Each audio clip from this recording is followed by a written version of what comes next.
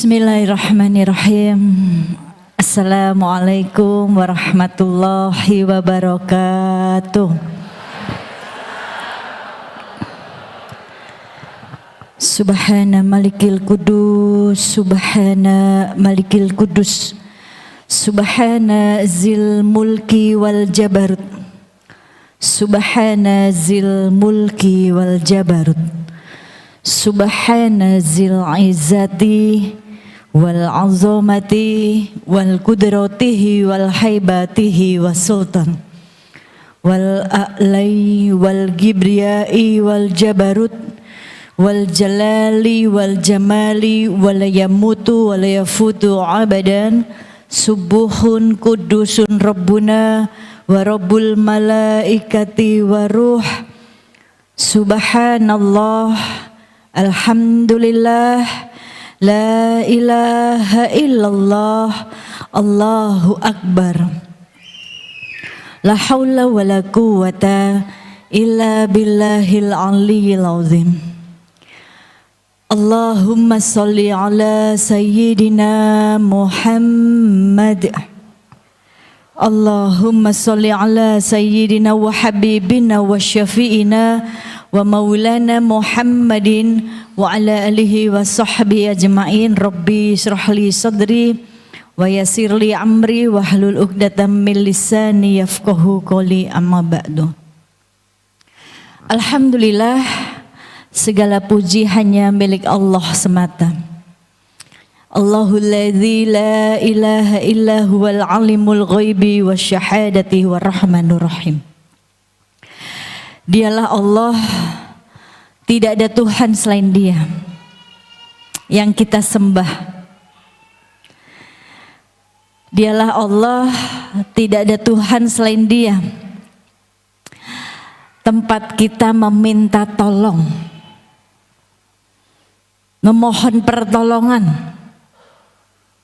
Dialah Allah, tidak ada Tuhan selain Dia tempat kita mengadu, berkeluh kesah, berharap, meminta, bergantung, apapun itu kita serahkan semuanya kepada Allah.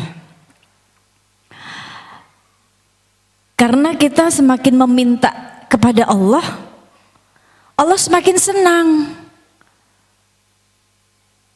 Karena kita butuh Allah, Allah semakin senang dipinta oleh hambanya. Tapi coba kita semakin hari, setiap hari semakin minta sama makhluk. Kayaknya lama-lama makhluk itu juga kesel dimintain kita terus.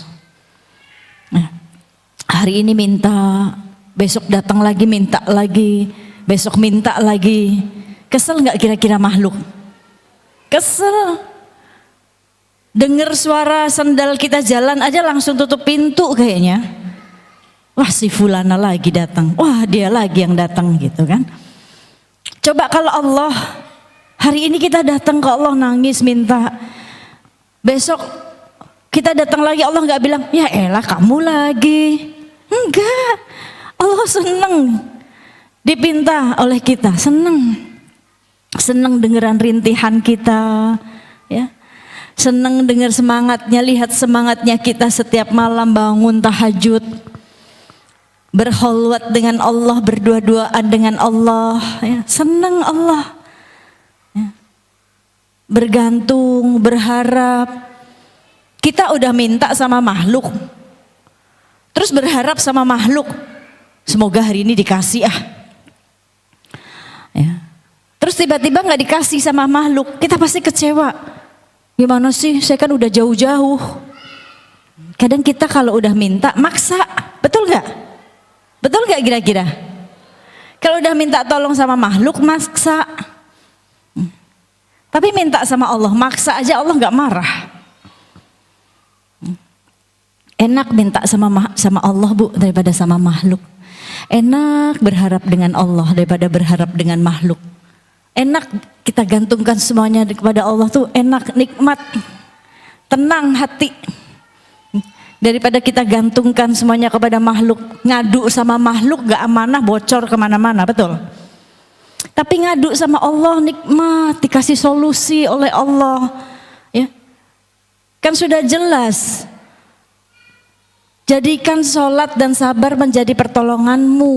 Jadi kalau kita mau minta tolong, sholat. Mau masalahnya selesai, sholat. Sabar, minta sama Allah solusinya, Allah akan kasih. Walaupun gak langsung.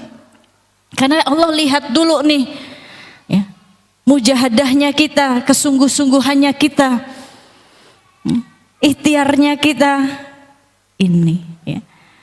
Jadi Allah yang lebih mengetahui keadaan kita.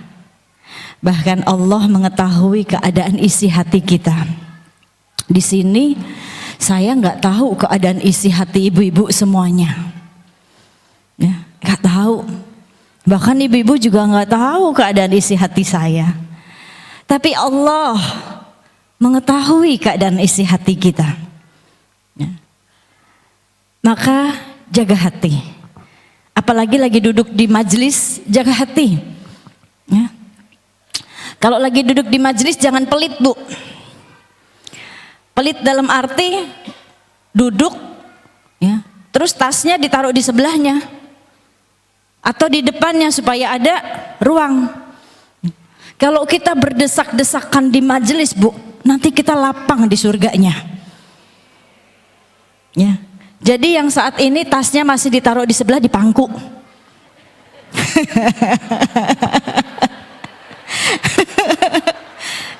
Kasih kesempatan sebelahnya, ya, di bangku, jangan pelit, ditaruh sebelah, dua gede lagi tasnya, belum di depan, ya, gitu. Saya kalau di majelis saya suruh maju sampai ke depan, taruh tuh tasnya di pangku, udah. Jadi kasih kesempatan saudara, kita berdesak-desakan di majelis enak, nanti kita lapang di surganya. Nah, ini Masya Allah. Dan saat kita duduk di majelis, kita lagi duduk di taman surga, Bu. Majelis ilmu yang mengkaji, yang membicarakan tentang kebesaran Allah Subhanahu wa Ta'ala, yang membicarakan tentang kemuliaan baginda Nabi Muhammad sallallahu alaihi wasallam. Maka kita duduk di majelis ilmu yang taman surga ini langsung bisa memetik buahnya. Kalau kita duduk di taman dunia, kita cuma menikmati udara yang segar, ya, gak bisa langsung metik buah, dimarahin pasti, gak boleh. Tapi kalau duduk di majelis ilmu taman surga, kita langsung dapat memetik buahnya. Apa buahnya? Pahala dari Allah. Barang siapa yang berjalan keluar dari rumahnya menuju sebuah majelis ilmu, maka Allah akan mudahkan nanti jalannya menuju surganya Allah. Yang kedua, buah dari duduk di majelis ilmu taman surga, barang siapa keluar dari rumahnya berjalan ke majelis ilmu, maka nanti Allah akan kokohkan kakinya agar tidak tergelincir ke neraka. Di saat banyak sekali kaki-kaki yang tergelincir ke neraka, kaki-kaki orang penuntut ilmu yang senang hadir di majelis, maka kakinya kokoh, tidak tergelincir ke neraka. Ini buah dari kita duduk di taman surga, yaitu majelis ilmu. Ini alhamdulillah, Allah kasih kita nikmat di pagi ini yang gak semua orang dapat nikmat ini. Ini adalah salah satu rahmannya Allah. Allah kasih kita nikmat iman, kita mau duduk di sini. Allah kasih taufik ke kita. Allah kasih kehendak buat kita untuk mudah langkah kita ini hadir majelis. Itu salah satu kehendak dari Allah. Ada orang dikasih nikmat, sehat, tapi males banget. Mau datang majelis tuh ada aja alasannya. Diajak ngaji tuh ada aja alasannya. Kenapa? Karena Allah belum mauin dia. Tapi saat kita mau, berarti Allah yang menghendaki kita. Allah yang kasih taufik untuk kita supaya kita bisa hadir di majelis ilmu. Alhamdulillah. Sholawat dan salam untuk kekasih Allah, penebar rahmat ke seluruh alam, baginda Nabi besar Muhammad sallallahu alaihi wasallam, manusia pilihan yang sempurna akhlaknya, yang hidupnya setiap hari dihabiskan untuk memikirkan umatnya. Diamnya beliau memikirkan umatnya, sedihnya beliau memikirkan umatnya, laparnya beliau memikirkan umatnya, deritanya beliau memikirkan umatnya, bahagianya beliau masih memikirkan umatnya. Bahkan sakaratul maut beliau yang dipanggil umatnya, saking cintanya dengan umatnya. Beliau enggak memanggil zaujati, tapi yang dipanggil umati, umati.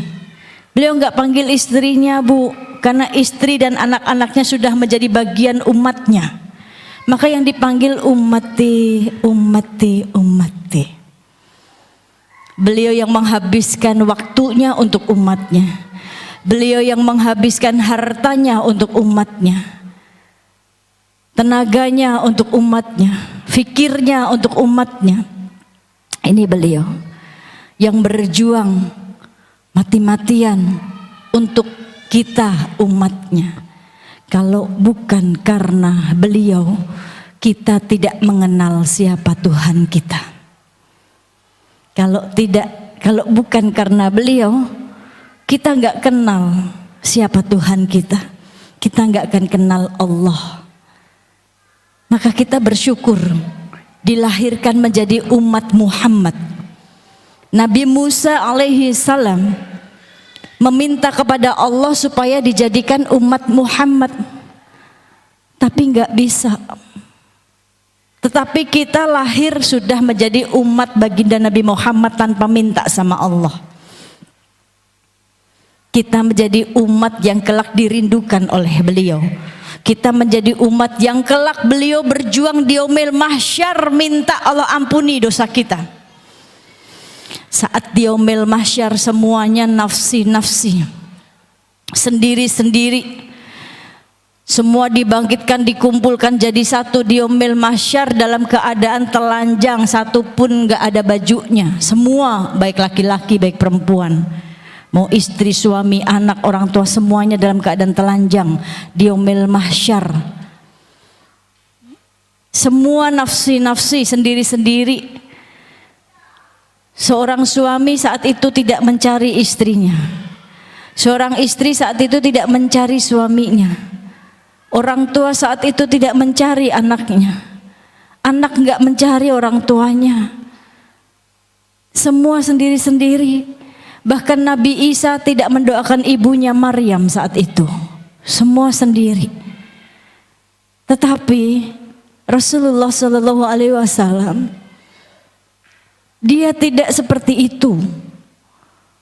Beliau sujud di hadapan Allah, sujud panjang, menangis dalam sujudnya, berdoa dalam sujudnya, hingga Allah meminta untuk Rasulullah bangkit dari sujudnya. Tapi Rasulullah belum mau bangkit dari sujudnya sebelum Allah mengabulkan permohonannya. Apa yang beliau minta dalam sujudnya, Bu, sambil menangis? Ya Allah, selamatkan umatku, ampuni dosa umatku, ampuni khilaf umatku. Itu yang beliau minta di saat semuanya mikirin dirinya sendiri.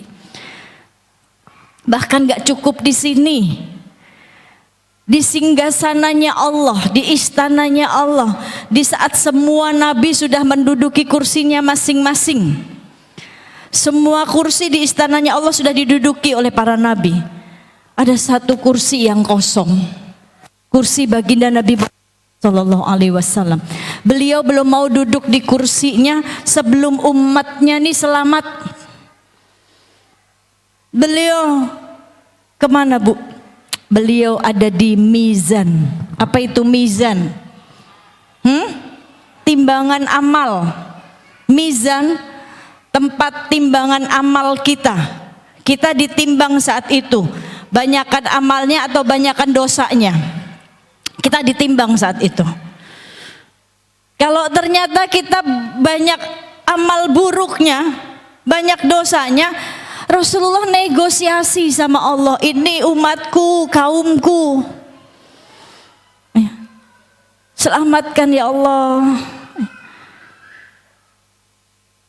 Mereka bersolawat kepadaku. Asbab dari solawat, Bu, menjadi syafaat untuk kita, menjadi penolong.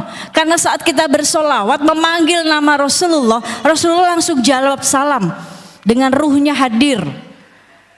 Ya, walaupun jasadnya kita nggak bisa lihat, tapi kita bisa ngerasain. Ya, itu janji beliau. Barang siapa yang bersolawat kepadaku, memanggilku, maka aku balas salamnya. Beliau langsung balas salamnya, hadir, Bu, ruhnya. Ini yang salah satu menyelamatkan kita, sholawat. Sholawat ibadah yang ringan tapi banyak kebaikan. Satu sholawat dibalas 10 kebaikan oleh Allah.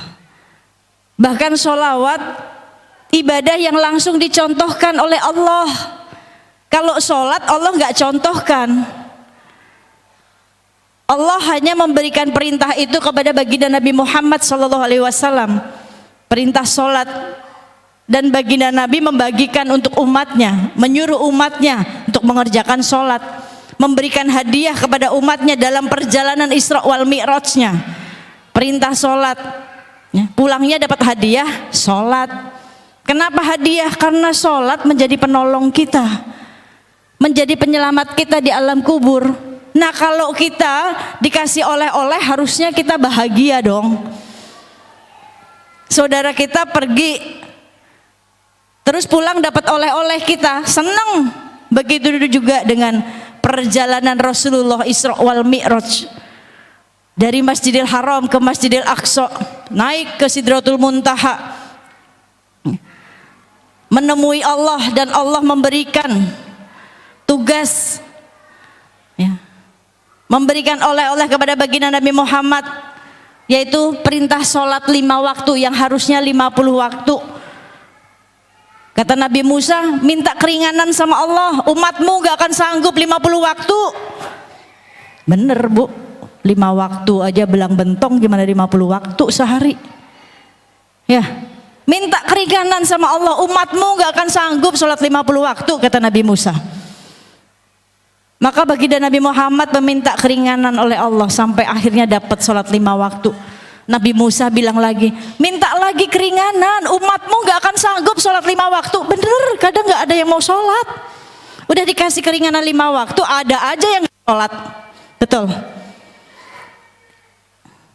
Tapi akhirnya Rasulullah malu kalau minta keringanan lagi sama Allah. Jadi ditetapkan 5 waktu, dibagikan oleh umatnya. Harusnya kita senang dapat hadiah, ya, oleh-oleh dari perjalanan Isra wal Mi'raj tentang sholat.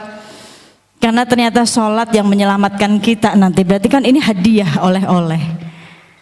Ya, ini sholat gak dicontohkan oleh Allah, tapi ibadah sholawat langsung dicontohkan oleh Allah. Innallaha wa malaikatahu yusholluna 'alan nabi. Sesungguhnya Allah dan para malaikat bersolawat kepada Nabi. Sesungguhnya Allah dan para malaikat bersolawat kepada Nabi. Berarti solawat ini dicontohkan oleh Allah. Allah bersolawat, Allah dan para malaikat bersolawat kepada Nabi. Bukan hanya dicontohkan, tapi Allah meminta, mengajak kita semuanya, orang-orang beriman, untuk bersolawat juga. Ya ayyuhalladzina amanu, hai orang-orang yang beriman, kata Allah, sallu alaihi wasallimu taslima, maka bersolawatlah engkau kepada Nabi. Dicontohkan gak kira-kira? Kita disuruh juga bersolawat. Karena dari solawat ini Allah tahu ini yang akan menjadi pembela, akan menjadi syafaat. Bahkan Rasulullah sampai negosiasi dengan Allah di mizan, di timbangan amal kita, ya, karena salah satunya kita sering bersolawat. Ini Sallallahu ala Muhammad,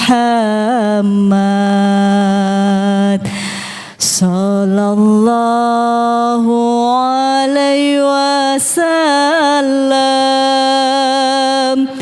sallallahu ala Muhammad, sallallahu alaihi wasallam.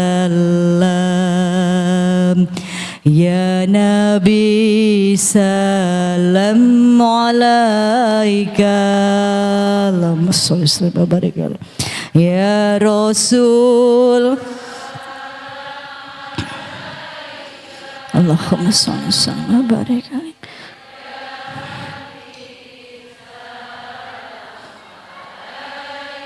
Allahumma sholli wa barik alaihi.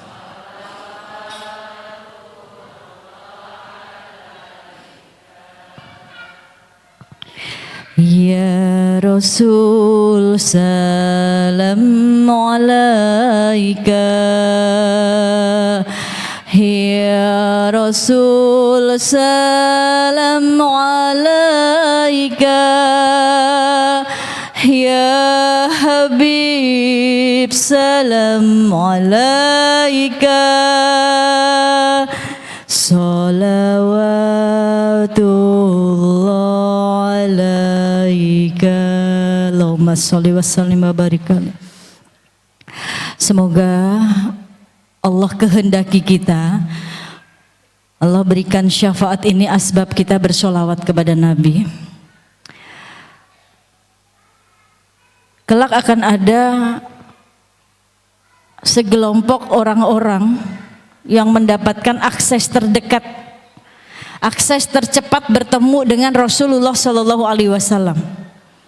Siapakah orang-orang ini yang cepat bertemu dengan Rasulullah, yang bisa bertemu dengan Rasulullah, yang bisa berkumpul dengan Rasulullah? Siapakah mereka? Apakah mereka orang-orang yang sholat yang kelak mendapatkan akses tercepat bertemu Rasulullah? Tidak. Semua orang sholat. Ada sholatnya 5 waktu, ada sholatnya yang sunnah wajibnya dikerjain juga, ada yang sholatnya bolang bentong. Tapi bukan ini yang mendapatkan akses tercepat bertemu Rasulullah. Siapa? Apakah mereka orang-orang yang bersedekah? Tidak. Semua bersedekah, dari yang kecil sampai yang besar, dari yang ikhlas sampai yang riya, semua sedekah. Tetapi bukan ini yang mendapatkan kartu VVIP. Siapakah mereka? Mereka orang-orang yang senantiasa bersolawat kepada Nabi. Ini yang akan mendapat cepat kartu VVIP, akses tercepat bertemu dengan Rasulullah, kumpul di surga Firdausnya. Para waliullah, ya, beliau masuk surga kalau belum ada baginda Nabi Muhammad, belum mau. Nggak mau masuk surga kalau di surga nggak ada baginda Nabi Muhammad SAW. Yang dicari Rasulullah, ya, yang dicari Rasulullah. Kenapa? Ya karena kita nggak hidup di zaman Rasul, nggak pernah melihat wajahnya, tapi kita masih mengimani, kita cinta, kita rindu, kita bersolawat. Beliau pun juga begitu, rindu sama kita, pengen bertemu kita di surganya, ya. Asbab kita bersolawat, asbab kita beriman, asbab kita cinta dengan sunnahnya ini. Jadi ada timbal baliknya, Rasul juga rindu sama kita. Kalau kita cinta dengan Rasul, maka yang kita ikuti adalah akhlaknya. Bagaimana beliau ini memuliakan kaum perempuan. Wanita sebelum ada Rasulullah, ya, sebelum ada Islam dulu, wanita sangat-sangat hina. Lahir bayi perempuan dibunuh hidup-hidup, dikubur. Tetapi begitu Islam hadir bersama Rasulullah, begitu sangat wanita itu dimuliakan sekali. Tetapi Rasulullah sedih saat begitu melihat penghuni neraka ternyata banyak kaum perempuan. Bagaimana mungkin seorang wanita yang dimuliakan, bahkan Allah berikan satu surat di dalam Al-Quran khusus untuk wanita, yaitu di surat An-Nisa. Itu kemuliaan seorang perempuan di surat An-Nisa. Satu surat khusus untuk wanita di surat An-Nisa. Betapa wanita itu mulia sekali. Tapi kenapa kata Rasul sampai menangis melihat perempuan banyak sekali menjadi penghuni neraka? Hingga saat Rasulullah melewati sebuah majelis, Rasulullah mengatakan, wahai kalian kaum perempuan, perbanyaklah dari kalian bersedekah. Karena aku lihat di neraka banyak dihuni kaum kalian. Ya Rasulullah, apa yang membuat kami menjadi penghuni neraka terbanyak? Karena kalian kufur nikmat. Karena kalian tidak mampu menjaga lisan. Kadang kita banyak terpleset dengan lisannya, betul Bu? Dengan lisan kita, betul. Penyakit hati muncul dari lisan yang kotor, lisan yang gak terjaga. Maka ini yang banyak sekali menyeret kaum perempuan untuk menjadi penghuni neraka, karena tidak bisa menjaga lisannya. Ini kecil Bu, barangnya kecil, tapi Masya Allah mudorotnya banyak kalau nggak jaga, kalau nggak hati-hati. Allah kasih di wajah kita nih, di tubuh kita semuanya ada dua, mata ada dua, lubang hidung dua, telinga ada dua, tangan dua, kaki dua. Kenapa nih lisan cuma ada satu, mulut satu aja ember, gimana dua? Satu aja susah jaga lisan, bagaimana dua? Bahaya.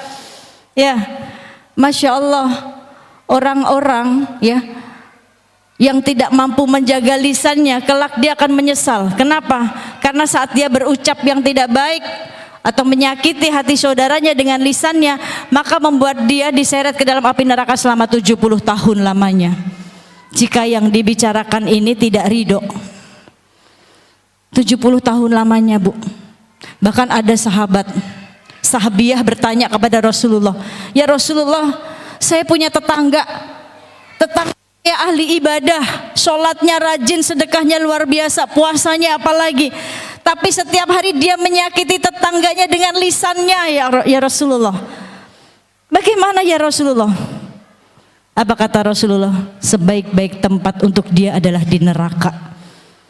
Nauzubillah min dalik. Padahal ahli ibadah, tapi nggak bisa menjaga lisannya. Kezoliman terbesar yang kita lakukan kepada diri kita saat kita menyakiti saudara muslim kita atau siapapun dengan lisan kita, itu kezoliman terbesar yang kita lakukan untuk diri kita. Berarti kita nggak sayang dengan diri kita. Ini Masya Allah. Maka jaga lisannya, jaga hatinya. Allah kasih kita 3 komponen Bu, hati, akal, jasad. Semuanya butuh nutrisi. Hati nutrisinya zikir. Kalau hati sering dipakai zikir, mengingat Allah, memanggil Allah, bersolawat, tenang hati, baik Bu. Ya. Dan hati akan merajai akalnya, akan memimpin akalnya untuk berpikir yang baik-baik, nggak buruk sangka sama orang. Berpikir baik hingga akhirnya akal ini akan memimpin tubuhnya, jasadnya untuk melakukan hal-hal yang baik. Matanya dipimpin untuk melakukan hal yang baik, telinganya, lisannya, tangannya, kakinya, semua. Ini 3 komponen yang Allah berikan dan semuanya butuh nutrisi. Terutama hati. Hati kalau gak disirami terus Bu dengan zikir akan hitam, kaku, keras hati, bahaya. Gak akan bisa menerima nasihat siapapun, hidayah Allah pun akan susah masuk ke dalam dirinya. Padahal Allah menghendaki hidayah kepada siapapun yang Allah ingin kehendaki. Yahdillahu linurihi mayasya. Maka hati ibarat wadah. Ibarat wadah hati. Kalau wadahnya kotor, ya. Ini wadah saya kotor, gelasnya kotor. Saya mau minta dituangin minum. Yang nuangin bilang, Umi wadahnya kotor, bersihin dulu. Gak mungkin mau nuangin air Bu. Sekalipun wadahnya kotor, isinya airnya air doa juga mungkin gak akan diminum, kotor banget. Begitu juga hati. Kalau kalau hati kotor, Allah males buat mandang tuh, Allah males Bu. Karena Allah memandang hati yang selamat, qalbun salim. Hati tempat Allah pandang, hati tempat Allah memandang, hati tempat Allah memberikan hidayah. Hidayah masuk ke dalam hati qalbun. Bagaimana kalau hatinya keras, dipenuhi dengan segala penyakit-penyakit kebencian, kedengkian, sombong, hasad, susah menerima hidayah dari Allah, hatinya tertutup. Maka kalau ada kalimat, Allah saya mantar aja pakai jilbabnya, yang penting hati saya dulu saya jilbabin. Bahaya kalau hati ditutupin. Salah kalimat itu. Ya, nggak ada kita diperintahkan di Al-Quran suruh menjilbabin hati, nggak ada. Khotamallahu ala qulubihim. Allah akan kunci mata hatinya nanti, bahaya nggak mendapatkan hidayah dari Allah. Ya. Maka kalau ada teman kita di saat dinasehati tentang menutup aurat, dia katain, ada udah deh yang penting hati saya dulu saya jilbabin. Salah, nanti gak akan dapat hidayah dari Allah terus karena hatinya tertutup. Ya, daripada itu pakai jilbab tapi begini-begini. Jilbab dan akhlak dua hal yang berbeda. Jilbab adalah kewajiban, perintah langsung dari Allah. Akhlak doain aja. Ya, jangan disalahkan jilbabnya, jilbabnya adalah kewajiban. Akhlak doakan. Kita nggak boleh membenci orangnya, tapi boleh benci perlakuannya, doakan. Kan gitu, supaya Allah berikan hidayah. Jadi kalau nanti ada teman atau saudara yang penting saya jilbabin dulu hati saya, langsung ditegur, istighfar. Di Al-Quran nggak ditulis seperti itu. Nanti takut nggak dapat hidayah, sampai mati baru pakai jilbabnya saat dikafanin. Nauzubillah min dzalik. Ya. Ini maka sekali lagi Allah muliakan wanita, bahkan Rasulullah memuliakan wanita. Rasulullah katakan sebaik-baik perhiasan dunia adalah wanita yang salehah, wanita yang salihah, sebaik-baik perhiasan dunia. Ya. Kita kalau punya perhiasan tuh kayaknya mahal banget ya Bu, ya, disimpan perhiasannya, ya, mahal. Yang punya perhiasan tuh mahal, ditaruhnya di tempat yang istimewa, di kotak, di brankas, dikunci. Ya. Wanita sebaik-baik perhiasan dunia, wanita solehah. Ya. Satu wanita solehah perbandingannya dengan 70 bidadari surga. Keren gak Bu? Keren banget. Satu wanita salehah perbandingannya 70 bidadari surga. Bahkan para bidadari surga itu cemburu dengan wanita salehah di dunia. Dikatakan oleh Sayyidah Aisyah radhiyallahu anha, istri Rasulullah. Beliau mengatakan, demi Allah, ada penegasan demi Allah, para bidadari surga cemburu dengan kalian wanita salehah di dunia. Apa yang menyebabkan bidadari itu cemburu dengan kita Bu? Karena kita bisa taat, kita bisa ibadah, bisa sholat, bisa menjaga wudhu, bisa berwudhu, bisa berzakat, bisa berpuasa, bersedekah. Ini dicemburui Bu, ya, bisa mengurus suami. Ya, ini nanti nyambung nih dengan pembahasan kita. Dicemburui oleh para bidadari surga, Masya Allah. Dan kelak kita menjadi ratunya bidadari surga. Udah bukan bidadari surga lagi, tapi ratunya bidadari surga. Apa enggak keren?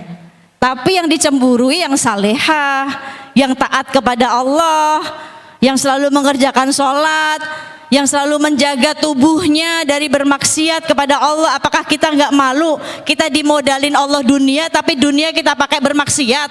Dunia ini milik Allah, bumi ini milik Allah. Masa pakai sesuatu milik Allah untuk maksiat? Kan malu. Ini yang dicemburui wanita, yang dicemburi bidadari surga. Semoga kita salah satunya yang dicemburi, ya Bu ya.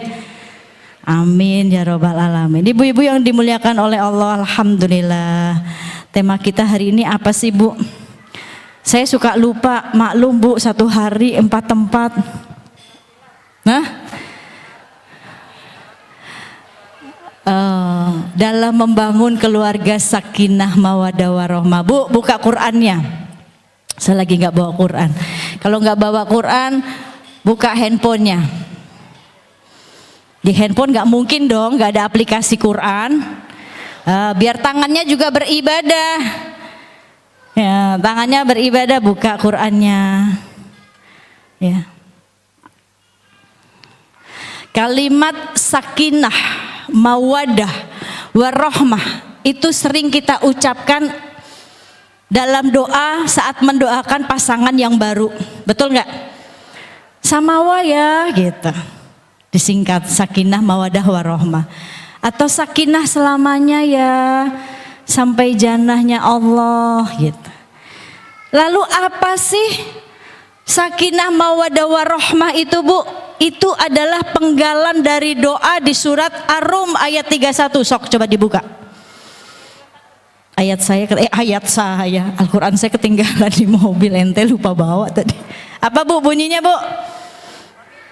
Wa min ayati an khalaqalakum min anfusikum azwaja litaskunu ilaiha wa ja'alna bainakum wa mawaddata warahmah. Terus inna fi zalika la ayati liqaumi yatafakkarun. Baca terjemahannya, Bu. Dan di antara kekuasaannya ialah aku pilihkan untukmu istri-istri dari jenis sendiri supaya kamu cenderung saling tentram satu sama lain, dan dijadikannya di antara rasa kasih sayang.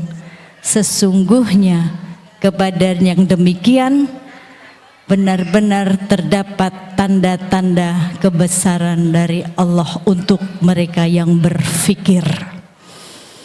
Ini penggalan doa dari sakinah, mawaddah, warahmah untuk yang tujuannya menikah. Menikah adalah ibadah yang sakral karena menyempurnakan separuh ibadahnya. Seorang suami ingin mempunyai makmum, yaitu istrinya. Seorang wanita kepengen mempunyai imam, yaitu suaminya.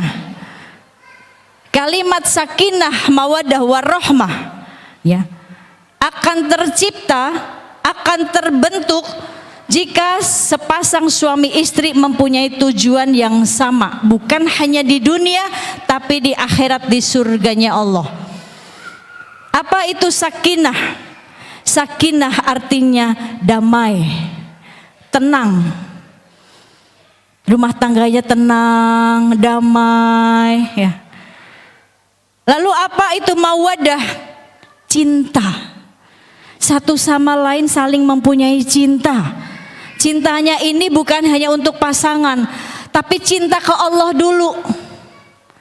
Kalau udah cinta ke Allah ya, maka akan Allah kasih yang namanya warahmah. Apa itu warahmah? Kasih sayang. Rahmat dari Allah, Allah turunkan saat dua-duanya saling mencintai karena Allah, bukan mencintai atas hawa nafsunya sendiri, tapi mencintai karena Allah ya. Satu sama lain saling menjadi pakaiannya masing-masing. Berjanji kelak seorang suami akan jadi pakaian yang terbaik untuk istrinya. Apa fungsi pakaian? Apa fungsi pakaian? Menutupi aurat kita. Maka seorang suami dan istri berjanji sama-sama menjadi pakaian masing-masing, menutupi auratnya. Aurat di sini yaitu keburukan satu sama lain akan menjadi pakaian masing-masing. Jika seorang suami punya keburukan, sang istri menutupinya. Jika seorang istri mempunyai kekurangan, sang suami menutupinya. Gak diceritain kemana-mana kekurangan istrinya. Ya, ini. Maka tujuannya harus sama-sama mencari ridhonya Allah, punya tujuan yang sama. dan sakinah, mawadah, warahmah tidak akan pernah terbentuk, ya. Tidak akan pernah ada kalau dua-duanya nggak punya tujuan yang sama. Pengen punya rumah di dunia dan pengen punya rumah di surga. Jangan cuma pengen punya rumah di dunia doang, Bu. Suami cuma ngasih rumah di dunia doang, jangan mau. Tapi sampai kita nanti punya rumahnya di surga. Rumah di dunia nggak kita bawa mati, betul nggak? Ditinggali nanti jadi warisan anak-anak kita. Gara-gara warisan bisa saling berantem tuh saudara. Tapi kalau dikasih rumah di surga, seneng. Udah punya istana di surga. Berarti suami punya janji membawa sang istri nih sampai ke surganya Allah, jadi imam yang terbaik untuk istrinya. Istri jadi makmum yang terbaik untuk suaminya. Ini. Maka tidak akan pernah tercipta yang namanya sakinah, mawadah, warahmah. Ya. Kalau tidak ada amal agama. Maka sakinah, mawadah, warahmah fondasi yang pertama. Supaya tercipta yang namanya sakinah, mawadah, warahmah yang pertama, berumah tangga harus dilandasi dengan ketaatan kepada Allah Subhanahu wa taala. Taat yang pertama. Kenapa harus taat? Karena hanya Allah Subhanahu wa taala yang mampu memberikan kebahagiaan, ketentraman kepada siapapun yang dikehendakinya. Kita kalau lagi suntuk, punya masalah dalam rumah tangga, ingat Allah, tenang nggak Bu kira-kira? Tenang. Hati lagi terpenjara nih, lagi sumpek. Ingat Allah, zikir, tenang. Maka sakinah, mawadah, warahmah, ya. Yang pertama yang harus dilakukan, satu, membangun rumah tangga harus di atas ketaatan. Suami istri bekerja sama dalam ibadah. Boleh dibuka nih Bu. Buka lagi coba surat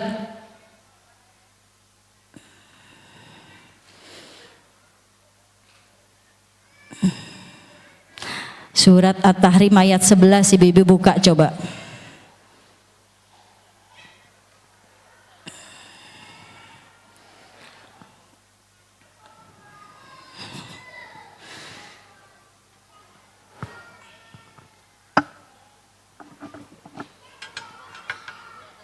Ketemu Bu?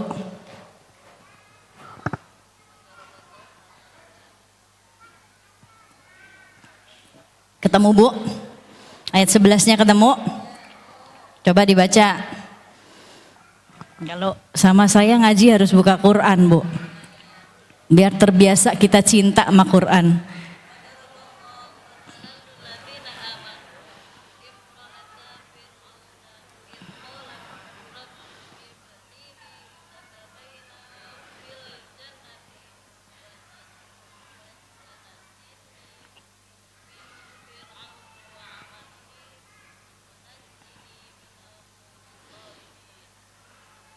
Ibu ayat berapa itu? At-Tahrim ayat 6 kok, ayat 11. Maaf. Boleh dibaca lagi. Ibu jago loh, saya aja nggak kelihatan pasti segitu mata saya.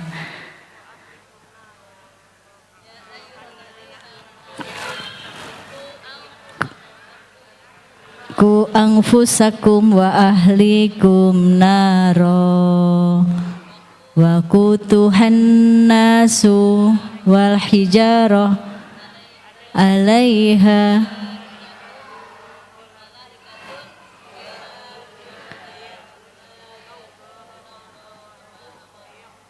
Sadaqallahul azim. Apa artinya di situ Bu?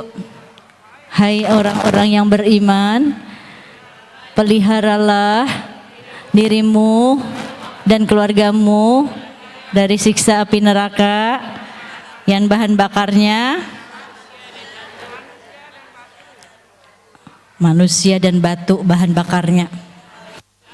Penjaganya malaikat yang kasar, yang keras, yang tidak pernah mendurhakai Allah dan terhadap apa yang diperintahkan Allah. dan selalu mengerjakan apa yang diperintahkan Allah. Tidak akan tercipta yang namanya sakinah mawaddah warahmah jika sepasang suami istri tidak mempunyai tujuan yang sama. Tujuannya, misi dan visinya ini di surat At-Tahrim.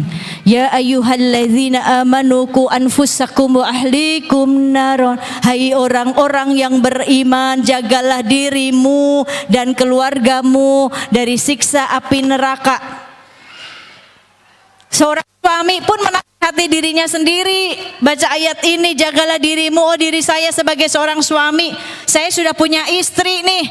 Berarti apa tugas saya nih? Saya harus jaga diri saya. Perbaiki hubungannya dengan Allah. Bangun. Connecting dengan Allah. Kalau habli minallahnya baik, hubungan dengan Allah baik, hubungan dengan istrinya pasti baik. Kalau Allah saja ditakuti, pasti dia pun akan memuliakan istrinya. Bukan takut sama istri, bukan. Istri juga jangan nakut-nakutin. Ya, ini. Jagalah dirimu, diri saya sebagai seorang suami saat baca ayat ini. Oh, hubungan saya harus dengan Allah nih harus bagus nih, harus baik. Tauhid saya harus kuat. Karena saya imam, bukan hanya bisa ngasih nafkah dunia saja, tapi saya harus ngasih nafkah akhirat buat istri saya. Kelak harus bisa memberikan rumah di surga untuk istri saya. Maka dia mampu mendidik istrinya. Sama sang istri juga seperti itu. Jagalah dirimu, diri kamu sebagai seorang istri. Apa yang harus dijaga? Bangun habli minallah. Hubungan dengan Allahnya bangun. Cintanya, taatnya dengan Allah, tauhidnya. Hingga akhirnya dia menjadi sebaik-baik perhiasan dunia, istri yang salehah. Dia mampu menjaga kehormatan suaminya, mampu menjaga aurat suaminya, mampu memberikan pakaian terbaik untuk suaminya. Hingga dia kelak Allah berikan keturunan yang saleh dan salehah, dan si istri mampu mendidik anak-anaknya menjadi anak yang saleh dan salehah. Semuanya suami, istri, anak yang akhirnya hidup dalam ketaatan kepada Allah, maka Allah akan selamatkan dunia dan akhirat. Allah berikan rasa sakinah mawaddah warahmah. Ini tujuannya. Maka terbentuklah baiti jannati, rumahku surgaku. Surganya istri ada di dalam rumahnya. Surga istri nggak ada di mall, Bu, nggak ada di pasar. Jangan menghabiskan waktu banyak di mall, jangan, banyak setannya. Nongkrong-nongkrong nggak jelas ya. Jauh lebih baik nongkrongnya di rumah. Ya. Masak, beberes pakaian, beberes baju. Coba mulai baju-baju yang udah nggak banyak dipakai, coba diambil-ambilin, sedekahin, lebih banyak manfaat daripada harus di luar rumah. Ini maka akan tercipta yang namanya baiti jannati, rumahku surgaku. Ya. Saat seorang suami membawa istrinya ke sebuah pulau impian, ya, maka menuju pulau impian yang indah perjalanannya nggak mudah, ya. Nggak mudah. Pasti di tengah jalan kadang ombaknya kenceng, betul nggak, Bu? Kadang anginnya kenceng, bahkan kadang kapal yang menuju pulau impian itu bisa nabrak karang, terguncang. Itu ujian rumah tangga. Karena menuju surganya Allah nggak mudah. Suami istri pasti diberikan ujian masing-masing, baru mulai tahu kekurangan masing-masing, betul nggak? Kalau awal-awal kan pasti yang indah-indah aja, kesininya baru tahu suaminya tukang ngorok, kesininya baru tahu istrinya ngoroknya lebih kenceng, kan gitu, bener nggak, Bu? Kesininya baru tahu oh suaminya ini tukang kentut, kalau udah kentut luar biasa, kan gitu, ya Bu? Dulu masih ditahan. Sekarang kan bentar-bentar prat. Suami istri mah nikmatin aja udah. Bener gak, Bu? Ada yang ngalamin gitu nggak? Dulu Mahum juga suka gitu soalnya. Ya, begitu udah jadi, ya Allah bentar-bentar bentar-bentar prot gitu, Bu. Istri mah udah ambil berkahnya aja udah. Ya, ya Kak, Bu? Berkah, Bu, dikentutin sama suami. Ini Masya Allah ya. Baik. Maka saat ini adalah ujian rumah tangga, ya. anginnya kencang ya, kita harus sama-sama pegangan. Pegangan dalam apa Bu? Al-Quran dan Sunnah. Ini yang dipegang suami istri, kembali kepada Quran, kembali kepada ketaatan kepada Allah ya. Itu yang pertama tadi. Ya, tujuan berumah tangga harus di atas ketaatan kepada Allah. Lalu yang kedua, membangun rumah tangga. Yang kedua, melakukan pergaulan suami istri dengan sebaik-baiknya. Ya, perlakukan istri dengan sebaik-baiknya. Buka lagi Bu di surat An-Nisa ayat 19.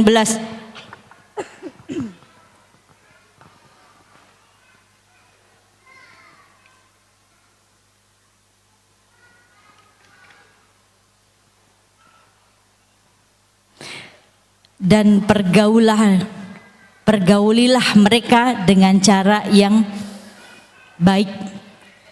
Ini bahkan seorang istri pun harus ya melayani suaminya dengan sepenuh hati.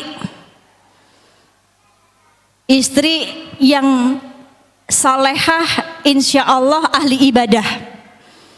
Tetapi istri yang ahli ibadah belum tentu salehah. Kenapa saya bisa bilang begitu? Saking salehahnya, saking ahli ibadahnya, dia zikir terus padahal suaminya udah dia zikir aja nikmatin. Gak boleh Bu, lagi di dapur aja, lagi masak, si suami lagi minta memanggil istrinya harus tinggalin matiin kompor. Bukan, tar dulu apa sih Pak, nggak lihat tempat aja Bu, nggak seperti itu ya. Ini maka Rasulullah Shallallahu Alaihi Wasallam mengancam para istri yang tidak mempergauli suaminya atau tidak melayani suaminya dengan baik.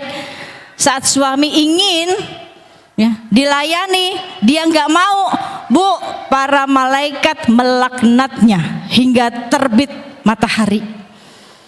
Bahkan para bidadari mengatakan, jangan kau sakiti suamimu karena dia akan kembali kepadaku. Ya Bu, ini Masya Allah. Maka Rasul katakan seperti apa? Tidaklah seorang istri menyakiti suaminya di dunia, melainkan istri suami dari kalangan bidadari akan berkata, jangan kamu sakiti dia, semoga Allah membinasakanmu. Sesungguhnya dia hanyalah tamu yang datang kepadaku kelak, dan dia akan meninggalkanmu menuju kepada kami.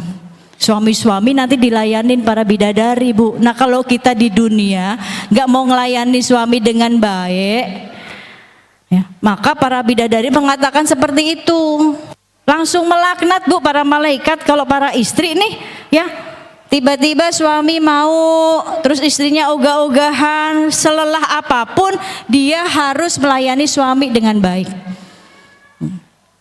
Ibu-ibu tahu nggak bagaimana ciri-ciri istri salehah yang dirindukan surga? Yang surga tuh rindu banget Bu sama istri seperti ini. Yang pertama, al-wadud. Apa itu al-wadud? Ciri-ciri istri al-wadud yang dirindukan surga. Dia yang senantiasa meraih cinta suaminya. Dalam hal ini berkata yang lembut, berlemah lembut dengan suaminya, gak seneng bentak-bentak suaminya, apalagi melototin suaminya. Ya Bu, seneng melototin suaminya, suami telat dikit dipelototin, dikunciin, tidur aja sana di pos. Ya Bu, yang gak kayak gitu yang dirindukan surga nih istri salehah. Ya, yang berlemah lembut dengan suaminya, yang gak ngambil duitnya kalau suaminya lagi di kamar mandi. Siapa yang sering begitu? Ngambil uang di dompet suami kalau suaminya lagi di kamar mandi? Siapa? Jujur hari ini ngaku dosa ke Allah. Gak boleh Bu, harus izin. Sekalipun suaminya pelit harus izin. Gak boleh, ntar pada jadi tikus loh nanti. Iya, saya suka diomelin, saya juga pernah soalnya dulu. Akhirnya diomelin sama almarhum. Ah boleh kamu mau jadi tikus? Ya kan lagi di kamar mandi ada tukang sayur gitu kan. Tetap nggak boleh, tunggu dulu sampai selesai. Jadi nggak boleh ya Bu. Al-Wadud yang senantiasa meraih cinta suaminya, berlemah lembut saat bicara, saat dinasihati, bahkan saat nih suami lagi pengen di rumah, ya tiba-tiba istri mau ngaji nih, Pak hari Senin mau ngaji ya, ada Umi Pipik nih, nama saya dibawa-bawa, buat tameng. Kata suami, udah nggak usah di rumah aja. Aku lagi pengen ditemenin. Bu, udah diem di rumah. Saya juga nggak bakalan marah ibu-ibu nggak datang. Ya, itu surganya ibu, itu surganya ibu di situ, bukan di sini. Kalau suami nggak ridho, ini udah diridoin semua belum nih? Jangan sampai saya nanti yang dosa. Ya, ini. Jadi jangan suami nggak boleh kita nekat. Atau suami lagi kerja, kita nggak izin, langsung keluar datang ke majelis ilmu. Pak, mama udah di masjid ya. Loh, ini mah bukan izin, pengumuman. Habis ngaji udah diizinin, ke mallnya nggak bilang, mau ngopinya nggak bilang. Pak, mama lagi di mall ya Pak. Loh, tadi kan ngaji, iya udah kelar, orang di mall. Ini mah bukan izin mah, pengumuman. Pengumuman sama izin beda. Izin kaki kita belum melangkah nih dari tempat yang udah diizinin sama suami. Diizininnya ngaji, udah selesai, izin kalau mau ke mall. Pak, ngajinya udah selesai. Boleh nggak nih diajak temen nge-mall? Udah mah pulang aja. Pulang Bu. Ya, pulang. Jangan nekat nge-mall sendiri nggak diizinin. Kalau ada apa-apa siapa disalahin. Ya, sekarang zamannya fitnah. Tiba-tiba ke mall, tiba-tiba ketemu mantannya dulu, perginya bareng-bareng, tiba-tiba teman kita usil, ngefotoin, dikirimin ke suaminya, berantem sampai rumah, padahal perginya rame-rame. Ini kita pinter-pinter menjaga diri dan jaga fitnah. Ini Al-Wadud yang pertama, istri salehah yang dirindukan surga. Yang pertama Al-Wadud. Yang kedua Al-Walud. Apa itu Al-Walud? Yang mempunyai keturunan banyak yang subur. Kalau suami pengen punya anak, dia nggak nunda-nunda. Ntar dulu lah Pak, capek ya, nggak nunda-nunda, seneng. Bikin seneng Rasulullah punya keturunan banyak, generasi yang banyak. Ini. Lalu yang ketiga, apa yang ketiga? Ciri-ciri istri salehah yang dirindukan surga. Al-Aud ala zaujati, yang senantiasa kembali kepada suaminya. Apa maksud kembali kepada suaminya?